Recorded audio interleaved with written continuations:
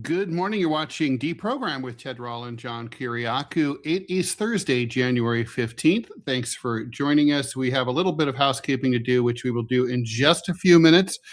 Please like, follow, and share the show. Thank you so much for your support so far. If you have questions, comments, etc., please put them in the Rumble or the YouTube chat. John, always good to see you. Good to John, see you, man. You're flying tomorrow, so So Scott Stantis of the Chicago Tribune will be sitting in your place, but not filling your shoes. He will be. I'm also going to be talking to him about Dilbert cartoonist Scott Adams in about 2 hours at 11 o'clock on the DMZ America podcast. Just breaking as we went on the air, Donald Trump threatened to invoke the Insurrection Act in the state of Minnesota, which is a big deal. So shall we talk about that first? Yeah, let's talk about that first. Great. So, Donald, we all know what's going on in Minnesota. No need to recap that. I think there's some chance that he's serious here. And this would probably be, from his point of view, kind of a smart move because it just sort of naturally just progresses. And it just takes, escalation is kind of his. He leads a movement, not a political party, and a movement has to move. A movement has to move forward. That's right. This would seem like a next logical step. That's exactly right, and this is what everybody has been predicting for the past week or so. As soon as things really hit the fan in Minneapolis, people were saying he's going to invoke the Insurrection Act. He's going to invoke the Insurrection Act, and so today he threatened to invoke the Insurrection Act. So, should we talk about what that means? Yeah, that means it gives him the right to send National Guard troops to put down what he would call an uprising, what the rest of us would call a demonstration in the streets. It's been done a handful of times in American history. And as much as we might disagree with it, he's perfectly within his legal rights as president to do it. But what it would do would be to significantly ramp up the level of violence on the street in Minneapolis. Minneapolis is not really known for, it's not Portland, Oregon, for example. No, it's really weird. I mean, if I'd had to predict, like, where is the most likely showdown going to happen between federal troops and local, spicy protesters, it would not have been Minnesota in January. That's right. These are very calm, very polite people to a fault, as we talked about driving skills. They're so polite that they refuse to pass each other on the freeway. But maybe that's kind of what's going on here. I mean, I would love to have someone from Minnesota chime in here, but it seems to me like my take is, where politeness and courtesy is a heightened social value, people who are coarse and threatening and bullying really piss the locals off. Yeah, I think that's exactly right. A friend of mine from high school, I mentioned this yesterday on the show, a really good friend of mine from high school lives just 4 blocks from the epicenter of this thing. And he posted a very long post on Facebook just describing what it was that he was seeing. And it's hideous, really. ICE is out of control. They're beating people. They shot some dude in the leg yesterday. Shot a guy in the leg yesterday.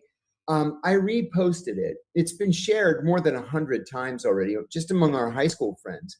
And the level of vitriol that this has resulted in. All this was an eyewitness account. He wasn't making any kind of harsh judgment or anything. He's just saying, look, I live here. This is what I'm seeing. People went completely crazy online, which shows the divide in the country, I think. And it's only going to get worse. It's not just ICE, versus residents of Minneapolis now. It's ICE versus the residents. The police are kind of on both sides, not really sure what to do. And now we risk the National Guard or even the military coming in. In the end, I think the police are kind of a crucial linchpin here. I mean, this is a big deal, right? This issue goes to something fundamental about what kind of country we are or what kind of country we want to be. Do you want to be an authoritarian country with highly centralized authority that doesn't tolerate dissent? Do we want to be one that enshrines dissent? Do we want to be one that respects minority rights or not? This is it's fun. It's about the constitutional separation of powers. It's about states versus local versus federal rights. It's about law and order as it's perceived. It's about what are you allowed to do in order to enforce the law. I mean, it's true that it's illegal to immigrate to the United States without the proper documents. I mean, these are. I think the reason this is exciting such passions is it's so fundamental. It's literally about like our big capital F future. Yes, that's right. And I'll tell you what, Ted, if this goes well for Donald Trump, in that he's able to crack heads and the courts tell him, yes, you're able to crack heads, this is not the end of it. This is just the beginning. Mm-hmm. We're gonna have to have this conversation about Portland. We're gonna have to have a conversation about Chicago. We're gonna have to have a conversation about Memphis. This is gonna spread all over the country. It will. I mean, this is going to feel increasingly like 1968. I mean, I was just a little kid, but I remember it kind of well for a 5-year-old, just because it's when I learned how to read. My mom taught me how to read from newspapers, which is why I'm kind of screwed up. So anyway, all right, we're gonna let's bring in the production team here of Robbie and Trent. Nobody's met Trent yet, but Trent's one of our behind the scenes people. Hello. Hey, Trent. So Trent, why don't you go ahead and you have some housekeeping to tell everyone. Then we'll have Robbie follow that up. Okay, so hello everyone. I just kind of run the YouTube channel and help Robbie out on the back end, and I just wanted to say that for the merch, I know we kind of announced that for the past couple of days. The Pardon John merch is having a problem with being listed, so I had to email support for Teespring, and I'm just gonna wait and see how that works out. But the original logo shirt that just says DeProgram with Ted Rall and John Kiriakou, you can still get that in the store. So it'll just be a couple of days to get the Pardon John Kiriakou shirt. And I also wanted to say that there are 2 more days left. If you become a tier 2 member on YouTube, which is $10 a month, Double D Programmed it's called, you will be credited at the end of every episode. And so if you want to do that, become a tier 2 member now. Anything else? That sounds like it's about it. Okay, thank you very much, Trent. I have a question for you, Trent, real quick before you go, because it's kind of dovetailed what is it that I will be talking about. So YouTube is doing what they did to us a few months ago, where they're trying to say that the paperwork on the back end is wrong, and so monetization on YouTube is hung up. So long story short, at least as of right now, ad revenue is not coming in, and I'll be working with Ted on the back end. We're not demonetized, though. It's just hung up. Yeah. Gotcha. So basically, long story short, from the viewer perspective, everything from what is it you're seeing should be fine. Just depending on what happens, though. And we'll straighten it out. Please. Oh, yeah, no, we will. I mean, it's just YouTube is just doing YouTube things. And they make you fill out a bunch of forms you got to do and tax stuff. But we already did that, so that's why it's weird. Yeah. They're asking for stuff we already sent. It did the same thing with the shirts. It made 10 different copies of the shirts, and it said, "Oh, people are buying one of this shirt and one of this shirt," and every single one you click, it would go to the same one. So, oh my god. Yeah. I mean, it is glitchy. It's like obviously they don't have good coders, but it's not like they're owned by Google. No, of course not. But anyway, long story short, we are working on getting these things resolved. There should not be any kind of a change for what is that you see on the front. Just this is a good call to action, because last time YouTube did this, they did demonetize the channel for a little while. So if y'all like to support the show, jump on over to Rumble. Rumble pays a lot better. And also, they don't try and rip our tongues out and say that they won the debate. So come on over, the weather's fine. And on Rumble, we can also accept Bitcoin if that's easier for you. It's very self-evident. Explain how to do that, Robbie. Yeah, there's actually a little tip button right there above the view screen. You click on it. If you install the Rumble Wallet app on your phone, if you are into crypto, you can then tip the show directly through through crypto. And what's nice is that way it makes it impossible to be demonetized, and sanctions no longer hurt you. But please, if you're so inclined, don't hesitate to donate on YouTube. We are going to get the money. It's just going to take time. A little bit of time. Okay. Anyway. All right. Thank you very much. Appreciate that. Make a little, what would you call this? A thank you. Gregory Battis, CFA, welcome to Double DeProgram. Thank you for becoming a tier 2 member. I will be putting your name in the credits for, what is it, Friday? That's the important thing. If you're a tier 2 member, you're going to be in the outro as credited as a supporter of the show. And if you're a CFA, maybe don't do it if they hate you, if they hate us at work. Anyway, all right. Thanks, Trent. All right, Robbie, anything from you before we go get back to the news? No, pretty straightforward. All right. Thanks, Robbie. All right. So, I screwed that up. That's why producers are better. Okay. Hey, so can I add something? This is apropos of nothing, but my X account was hacked. I've been locked out. I have no idea what it is saying. If anybody out there knows an actual human being at X that I can reach out to, I would be forever indebted. I had one contact. She's no longer there. It just bounces back to me, and I could really use a helping hand. Thank you. Yeah. Also, I would recommend that everybody tweet or X at Elon directly about this, all at the same time. He will. Thank you. He does pay attention sometimes. Okay. So,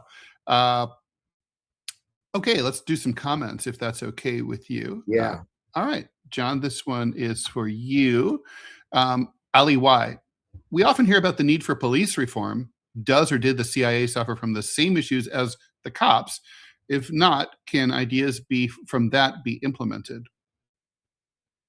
Wait, say that again. So basically, the idea is whatever are problems with the CIA analogous to those? Yeah. Sure. They can be. I mean, it's a little bit like apples and oranges, but yes, there's always a need for reform. Every director comes in thinking that he or she is going to be the reformist director, and it never works out that way because it's a big, heavy, old, lumbering bureaucracy. Now, I'll tell you where they need reform is following rule of law, which is obvious, but that's never going to happen. But in more day-to-day issues like sexual harassment, for example, which has been going on for decades. And now the worst possible thing that can happen to you if you sexually harass somebody on the job is you get a little slap on the hand and one of those famous strongly worded letters in your personnel file. But I mean, there are sexual assaults that take place at the CIA that are not prosecuted, and we know that because victims of those sexual assaults have actually filed federal suits in the Eastern District of Virginia, and nothing has come of them.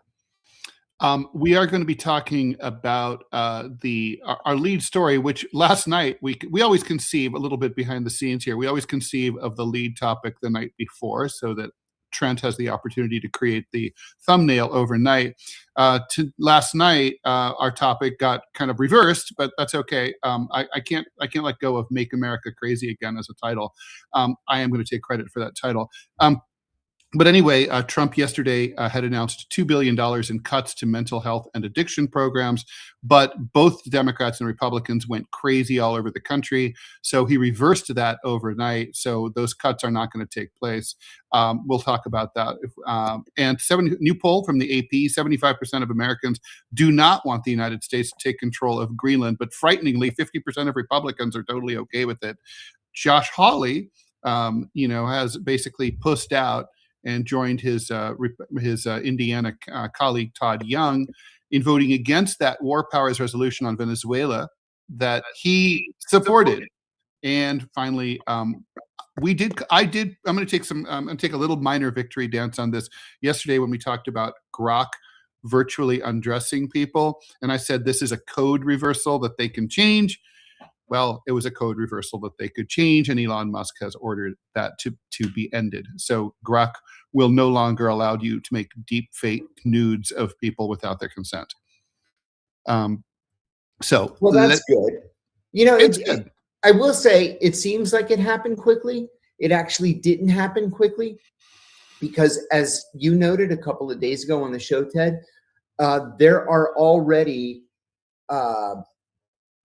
prosecutions in places like Malaysia and Indonesia and in individual states here in the United States. Yeah, well, it's been months. Yeah, I mean, so, cat's out of the bag for sure.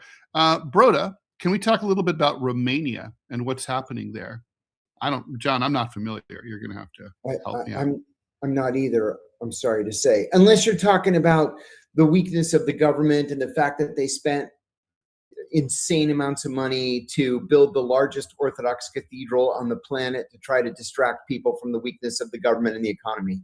That's the only thing I really know that's going on in Romania. It's something else, something to read up on. Okay, so another question for you, John, from Bjorn. Have you ever been to Norway or dealt with the Norwegian/Scandinavian intel agencies? And do you know of the Arne Treholt story?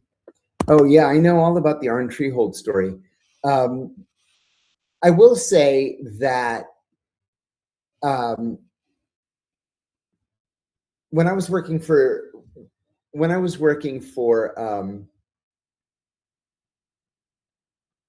the deputy director for operations, he used to brag all the time. I'm not even sure if I should say this. He used to brag all the time about how Norway was the 51st state.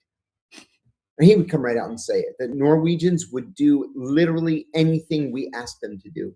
And that if we were going to add a state to the union, it should be Norway. I had occasion to work at headquarters with Norwegian intelligence, and they were absolutely excellent. They were obsessed with Russia. They didn't care about anything else but Russia. There's good historical reasons for that. Yeah. There are. They border Russia. People don't know that Norway borders Russia at the very top, up by the. And they border Finland, right, which was invaded by Russia. Yeah. So yeah. So yeah. Although the Russians, I think, they invaded Finland not without cause, but yeah, sure. But anyway, all right. So let's see. Thanks for the $10, TNA Gem. Have we followed what Candace Owens has uncovered regarding the Charlie Kirk assassination? The official narrative smells really bad.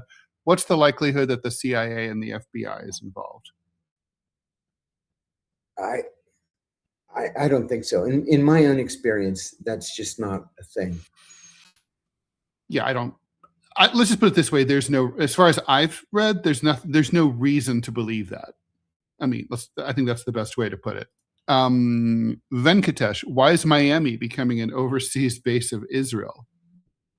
I do not know the reference there. Oh no, he's right. I'm in Miami right now, and I mean, obviously, there's a lot of former New York Jews who live in Miami. Besides that, something happened day before yesterday. It was in the Miami Herald yesterday, where a woman in Miami Beach criticized Israel on Facebook. Nothing, no big deal. Just saying, Israel's committing atrocities in Gaza. The freaking cops went to her door to question her about her comment on Facebook. She ended up just slamming the door in their faces, which is what you're supposed to do. Mm-hmm. But yeah, it is actually check this out. Ron DeSantis signed a bill into law criminalizing criticism of the Israeli government. He flew to fucking Jerusalem to sign the bill in the presence of Benjamin Netanyahu. Oh my God. Yeah. That's insane. I mean, what I would love to see, honestly, those heartwarming stories about how when Jews were ordered to wear the star in Holland, and the Queen and the King wore the star and encouraged all Dutch people to wear the star. Yes. I want to see something like that in Florida. I want to see everybody go online and say, fuck Israel, fuck Israel, fuck Israel. Just because, and then send it to Ron DeSantis. I mean, that's what resistance is. Yes. I mean, not to mention, you're protected by the fucking Constitution. Yes. All right. Cop Punked, hi, Ted and John. Samira Moyadeen was interviewed and talked about why are so many Iranians Zionists. She said it's because of Khomeini and Arafat were close, and that's why Iranians hate Palestinians. Is that true? Well, but that used to be true. I remember when there were first bits of intelligence coming into headquarters saying that the Iranians were financing Hamas. We all said absolutely not possible. The Iranians and the Palestinians hate each other so much that it's just not possible that Iran is financing Hamas. And then it turned out that, well, they both hate the Israelis more. And so, yeah, they've been financing Hamas ever since. I think the solidarity between Iran and Palestine is pretty good. Let's see. Oh, this is a great comment regarding Minnesota. Dr.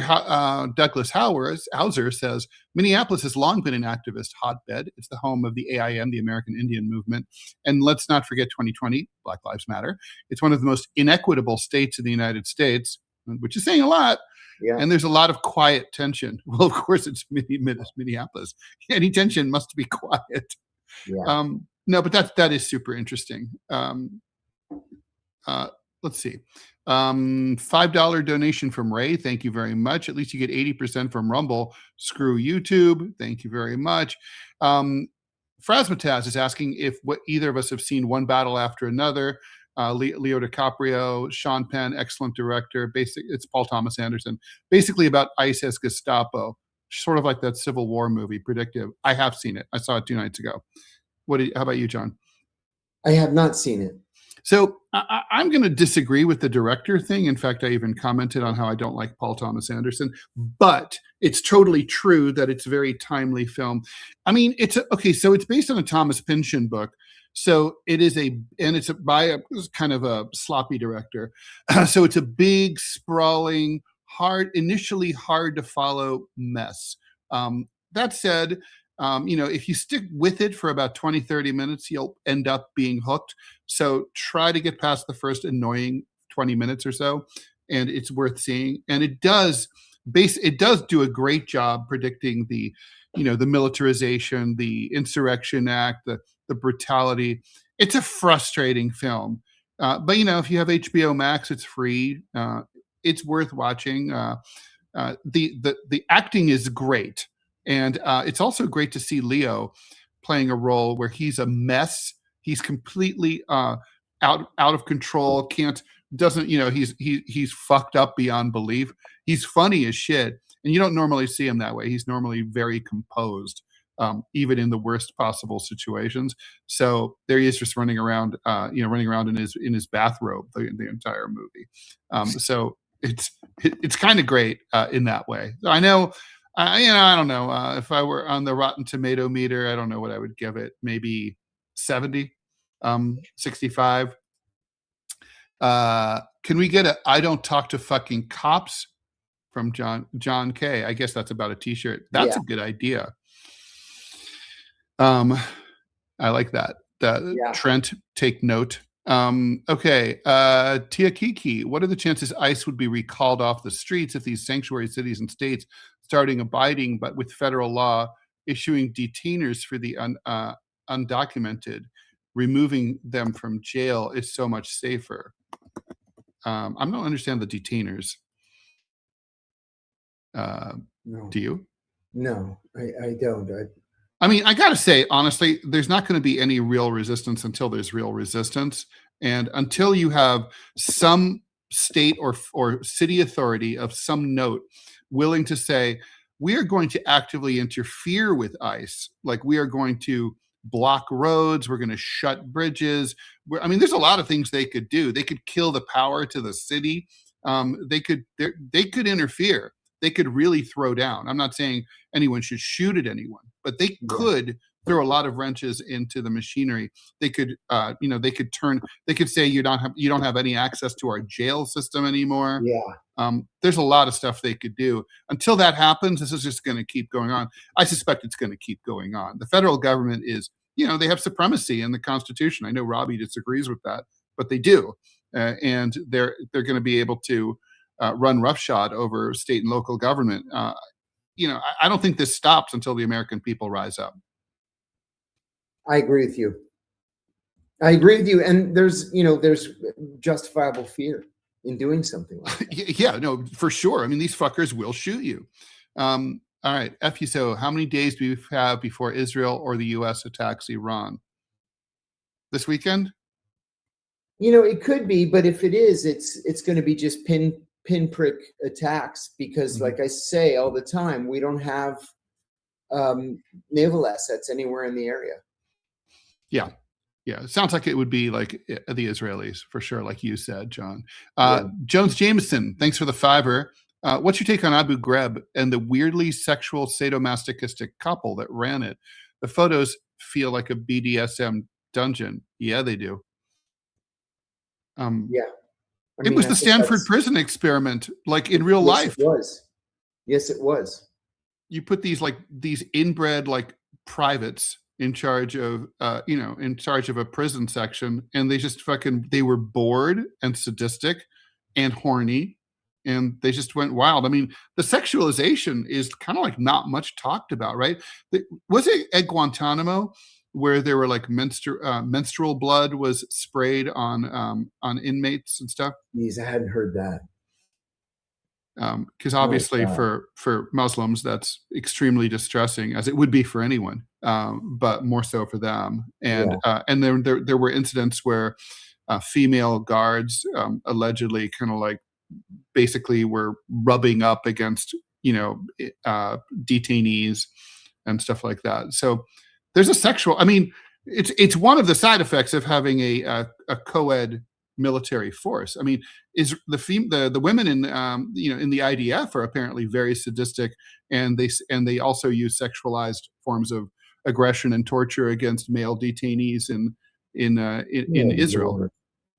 Yeah, that I have heard. Yes, it's just psychology. People. That's why you need controls. People are always just like, if they can get out of control, they will get out of control. I mean, you put them in charge. Teflon Money Dan, why do we think that the second largest U.S. embassy is located in Lebanon? Would love to hear your thoughts about this region. Thank you. It's my understanding that is not the second largest embassy. We have embassies that are far bigger in Athens, in Cairo, in Baghdad, all over the place. They're just enormous. They take the one in Athens takes an entire city block. All right. Well, so sometimes that's the best way to answer a question like that. Let's see. Thanks for the $5 from one Kyle. I saw Abu Zabdea got a settlement from the UK. Will that help with getting him released, or will the scales remain as is with the US? That's a great question. What do you think? I don't think it'll make any fucking difference. I don't think the US, I mean, it's a little bit of political pressure, and I think another administration might take it into consideration. It's certain that it's a bad look. I don't think the Trump administration cares about bad looks. Yeah, I think that's probably right. I don't think they do care about bad looks. If they cared about bad looks, we wouldn't have some of these issues that we're so worried about today. And quite true. Before we take a few more comments, what do you think about this poll that says 75% of Americans do not want to take? It's very bifurcated, but 75% of the population does not want the U.S. to go into Greenland. 50% of Republicans are okay with it. 94% of Democrats are against it. First of all, why on earth would 50% of Republicans be okay with this? I don't even understand. But then on the other hand, 50% are not okay with it. Trump reads polls. We know he does that. Yeah, he does. Is he going to listen? No. I think that he's going to do whatever it is he wants to do, just like he says. Mm-hmm. All right. All right. Let's take more questions. Brunette's girl. John, when is your Diary of a CEO interview coming out? How does Bartlett compare as an interviewer compared to others like Joe Julian, etc.? Did you share any brand new stories there? Yeah, I had a brand new story at the very, very end. He's a good interviewer. I did my due diligence before I went on that show. He's a terrific interviewer.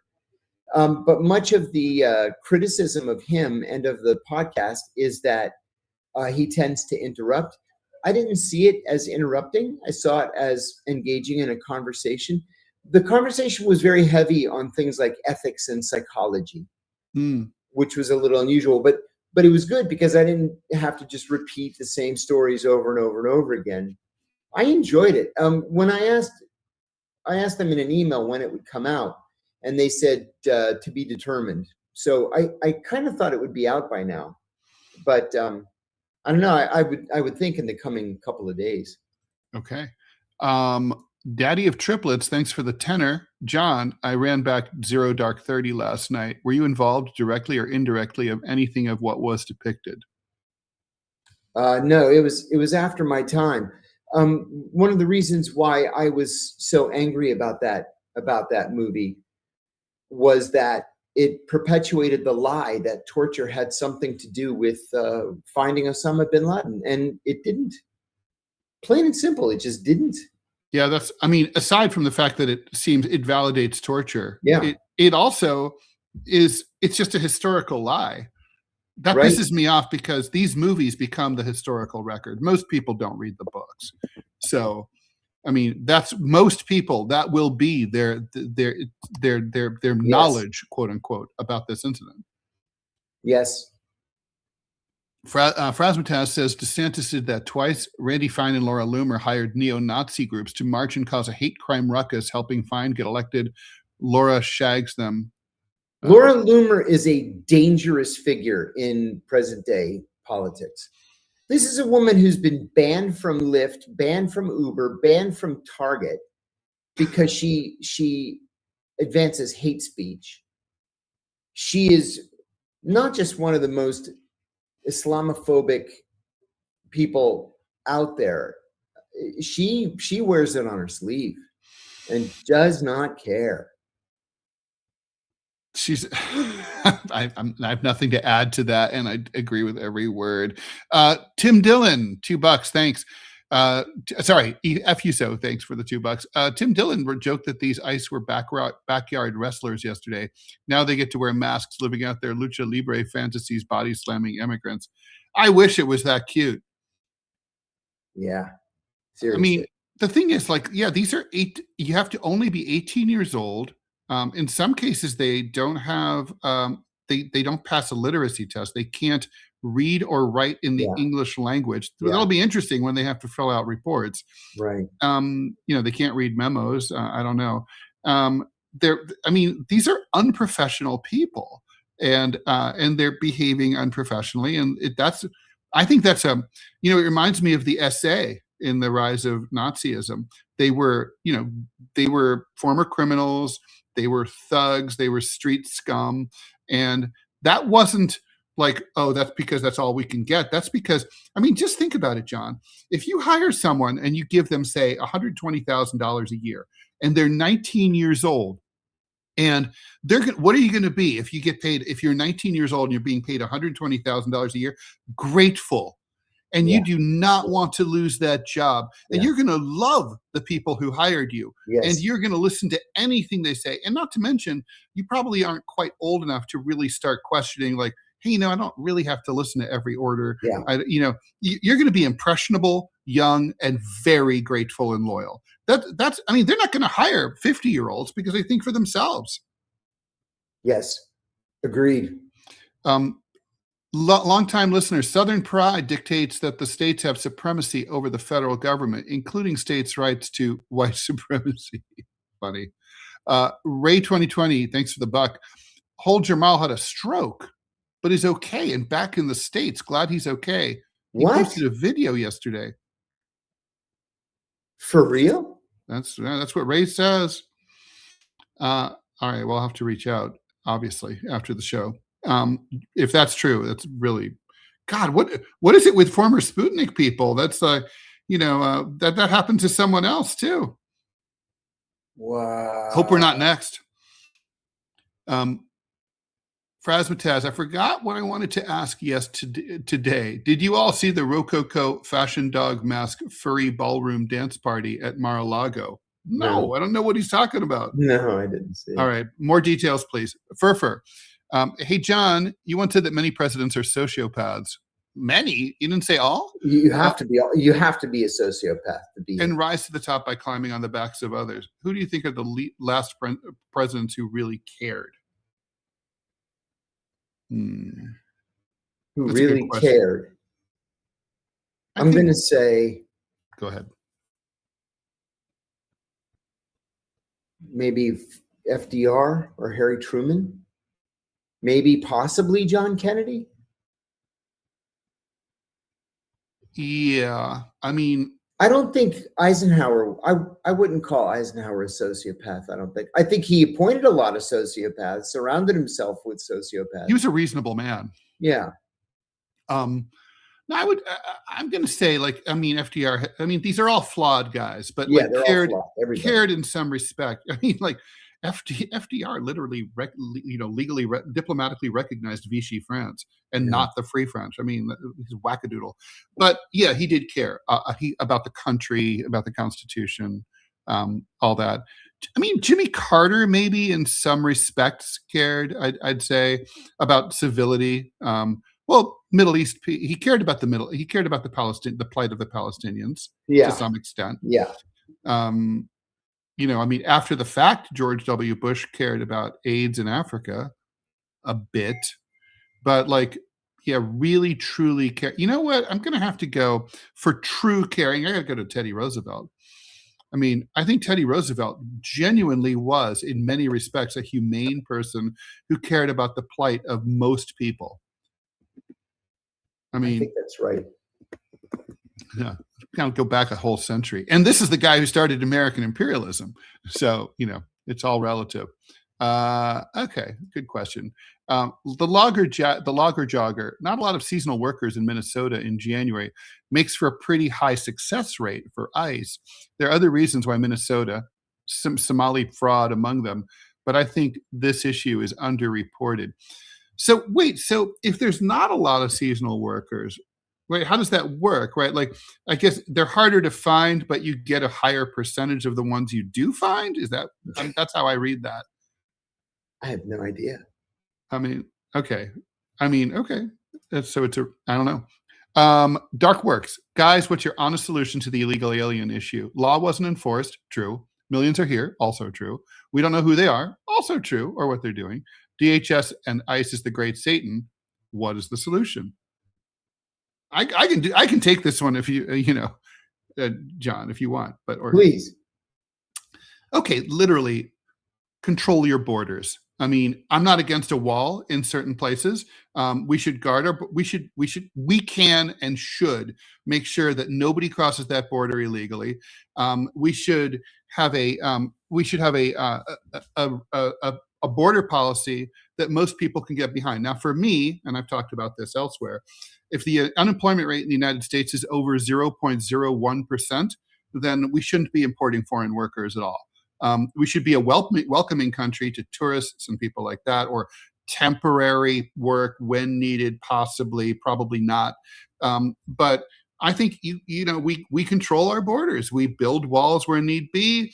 If we need to have, it's not really that complicated. I think if people who are already, I know that a lot of people like Robbie are concerned that if we don't use this opportunity to deport while we can, when we have the political will, it's never going to happen. I would say once you're already here, and if you haven't been committing any crimes, you get to stay. But there needs to be some kind of assurance to people like Robbie that, in law, encoded in law, like this is it. No more amnesties like under Reagan, where it's like, oh, everybody who came in until before 1986 is now good. That's my take. How about you, John? Yeah, I think that's right. Okay. It's not a coincidence, says Tia Kiki, that ICE is deployed to certain states and cities. Why? Because they refuse to follow federal law. Local law enforcement officers are required to issue detainers for undocumented people so ICE can remove them from jail. By the way, I have no problem with if you're here illegally and you end up in jail and they deport you, great. Why are we paying for you to be in jail or prison? I have no problem with that. I've said this 1,000 times. During the George W. Bush presidency, He negotiated a deal with Mexico where we would offer this temporary work visa to anybody who turned themselves in, right? You get a temporary 9-month work visa. You have to pay taxes, and then you go back to your country for 3 months, and you have to just keep re-upping. You pay for this visa, you pay the taxes, and then it all went to hell when 9/11 took place. This is something I think we should have revisited years ago. And that way, you can crack down on truly illegal immigration and, have the support of the country. Yeah. I mean, that's the thing, right? Basically, we've had a hodgepodge, immigration policy where we go from basically making it almost impossible to get in. And then suddenly we throw open the gates for years at a time, and everybody just flows in. And we all know what this is about. This is about cutting wages for American workers. Yeah.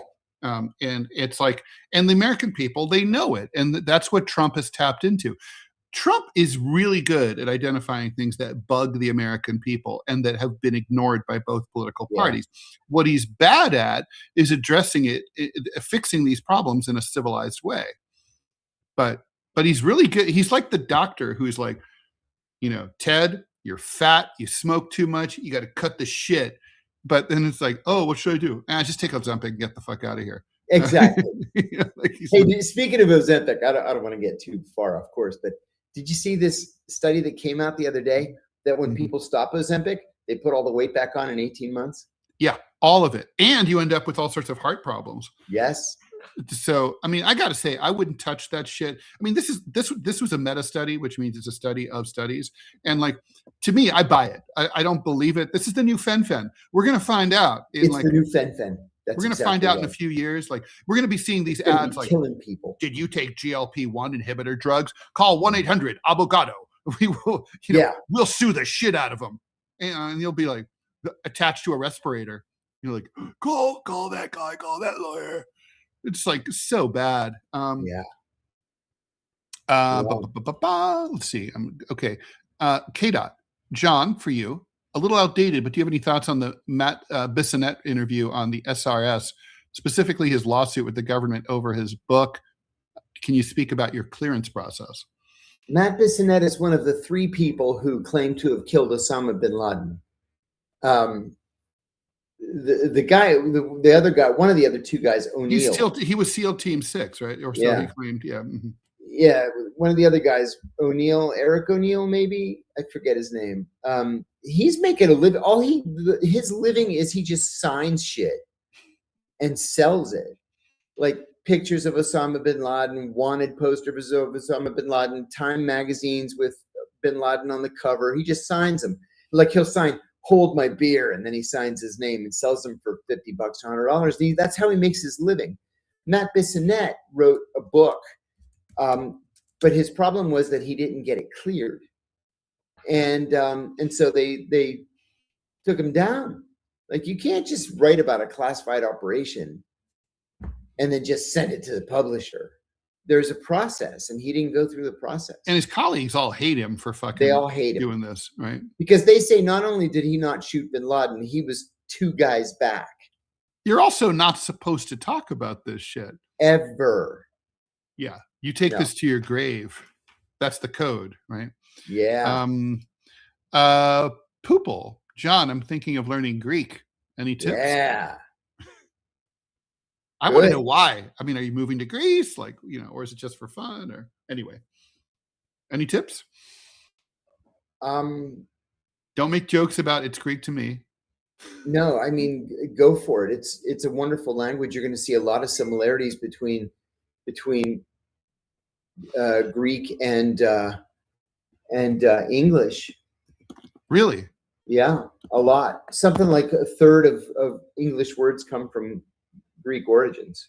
Really? Yeah. Well, I guess that's true, right? I always say that about French. It's 60% commonality, especially with the nouns. Okay. Well, Desert Fox, what's our take on the recent economic turmoil? That's a good question. And there is. well, I mean, look, going after the chairman of the Federal Reserve Bank is not like a great way for it to preserve economic stability. Yeah. In my opinion, the administration, I mean, look, the president should be able to do 75 million things at once. That's their job. I mean, it's always funny when they say, oh, he's so busy with this, he didn't have time for that. I'm like, that's not how the presidency works, not to mention they have hundreds of thousands, millions of people working for them. But the point is, this administration really clearly has lost the thread. They do not seem focused on economic issues at all. I'm not saying that they would even have good solutions. As a leftist, I would be likely to probably disagree with the vast majority. John, the one thing I really did like is yesterday, we didn't talk about this. The president was calling for credit card interest to be capped at 10% for the next year. I would disagree at capping it for a time period. And I think 10% is too low. But considering that people are, paying upwards of 30% sometimes, up to 30%, it seems like a nice start. As a former banker, I can tell you that if banks were charging 5% on your credit cards, they'd still be making billions of dollars in profits. What they're making is really obscene. They're paying out 0.4% on savings and raping you with like 19% on your interest rate on your credit card and so on. Even car loans are like 11-12% now. That used to be free money. I remember getting 0% car loans. Oh, yeah. And it used to be like, even if you could afford to pay for the car, cash, it was better, it was smarter to take the money and just, invest the money and borrow it. What do you think? I mean, of what's going on? I think this is always in American politics, the big issue, right? It's what people live with every day. Mm-hmm. I don't understand why any politician would get it into the White House and not just make the economy their number one focus all the time. I agree. Listen, this is why Bill Clinton won election twice. Bill Clinton was not popular, but it was the economy, stupid, and that's what people wanted to focus on.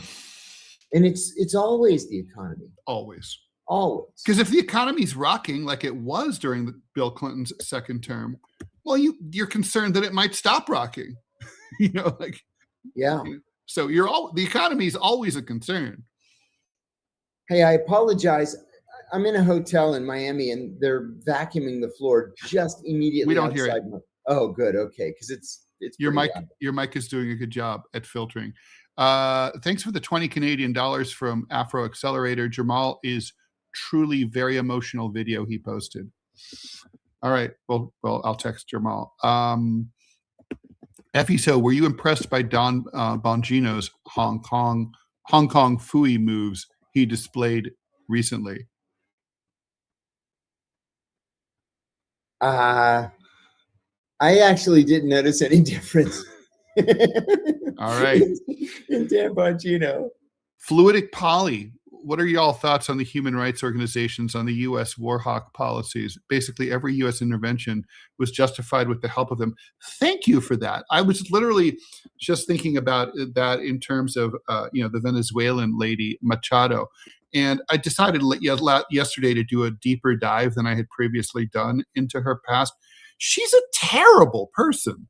I mean, she's so far right that when she was in the right-wing coalition, the right-wing parties in Venezuela, which are very far right, almost fascist, threw her out because she was too far right. Oh my God. And this is the lady that they gave a fucking Nobel Peace Prize to, more like a piece of shit. And honestly, good on Donald Trump for excluding her. He's right. It would have been a catastrophe to install her as the new president of Venezuela. And, there is this role, like there's the fake ones, but even the real ones, they're all involved in regime change. It's like, I don't even know. Is it infiltration by, right-wing forces? Is it just like they can't help themselves? I was listening to, who was I listening to yesterday? It was, Dexter Filkins was interviewed yesterday, and from the New York Times, the Forever Wars guy. And he was just like so like pro-Ukraine, pro-Zelensky, like it's just so establishmentarian. And I'm like, you've been to these conflict zones, you should know better. And I don't know, it's just like if you are on the right side of these things, you can't get any oxygen. It feels like the fix is in. Yeah, it does, doesn't it? Yeah. I mean, do you think it's just a coincidence, or do you think there's like CIA infiltration? There has to be CIA infiltration. There has to be. One of the things that the CIA has always been bad at is sort of reading the room when there are these regime change operations going on. And they always go with the farthest right-wing nut who they know is going to be pro-CIA, and they don't give a shit about these people's views of their own, fellow citizens. And then we end up with situations like Iran 1953. Robbie, do we have an ad? Nope. Okay, thanks. So sometimes it's just easier to do it that way. Okay, so more questions. What happens if to Svalbard if Trump takes Greenland? I don't think anything's going to happen to Svalbard. The U.S. has been there for a long, long time, working with everybody from NATO takes a rotation going there. I don't think anything is going to happen. Furfur, do we believe diplomats and spies need to be fluent in foreign languages other than English in the age of AI to be able to do their work properly? Yeah. I would think so. Yeah. I mean, I would think a lot. like very fluent, ideally as many languages as possible. You tell me. Yeah. I think every CIA case officer should be fluent in a foreign language. I mean, did you meet any serious polyglots? Like my mom was one. My mom was fluent in 6 languages, and like really truly. And people say that, but I'd see her like meet like a Russian lady, and she'd just be like, blah, blah, blah, blah, and she was just like that. Did you know anyone like that at the agency? Yeah, I knew one guy. There was one guy, Scott. I traveled with him a couple of times. He was fluent in Arabic and in Hebrew. And then when he joined the Directorate of Operations, he picked up like this, Farsi. And yeah, he had a real gift. That's a cool language. Yeah. So a question for both of us, Psychonaut. Sorry if you already mentioned this and I forgot. I'm sick right now. Sorry. I hope you get better soon. But did you guys see Ken Klippenstein's reporting the morale at Department of Homeland Security ever since the shooting of Renee Good? I have not. No, I love Ken, and his reporting is always first class. I'll check it out. Yeah, I agree with that too. Thanks for the $20 from Sneaker Dad 1020. Thank you. Much appreciated. Okay, so what should we talk? I mean, let's talk a little bit about Venezuela. Josh Hawley has been a voice of principled opposition to many Trump policies in the Senate. Until yesterday. And he and Todd Young backed out on this war powers resolution, which would have, asked the administration to get congressional approval for military action against Venezuela. Why? What happened here? Congress has to declare war for us to send troops overseas. And they've just ignored that part of the Constitution since 1941. And so in the 1970s, Congress passed the War Powers Act, which essentially said that, okay, we're not going to declare war, but if you want to send troops overseas, you have to have congressional approval. Well, presidents just ignored that. And so in the Senate, who was it? Bernie Sanders, Elizabeth Warren, they sponsored this War Powers resolution, not even a law, a resolution just saying, hey, by the way, if we're doing these operations in Venezuela, you're going to have to get congressional authority.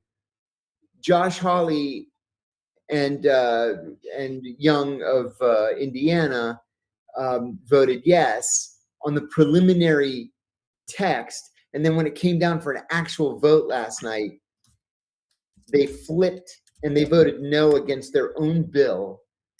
The tie was broken 51-50 by Vice President Vance. So it's a congressional concession of authority to the executive again. This is the weakest Congress in my lifetime. I mean, and they voluntarily gave up their. How do you think they got to Hawley? What did they tell him? I mean, you can threaten people with anything. With a primary is probably how they got him. Yeah. Yeah. Well, ultimately you have to just say, bring it on whenever with something like that happens. Yeah. Otherwise you just get rolled. Yeah. Meanwhile, well, at least Trump caved in. Yeah. So lots of caving in going around. All right, everybody. Thank you so much for tuning in. You've been watching DeProgram with Ted Rall and John Kiriakou. Tomorrow, John will be traveling. Scott Stantis will be sitting in for John. John's back Monday at 9 o'clock Eastern Time, AM. I will be back with Scott Stantis at 9 a.m. Eastern Time tomorrow.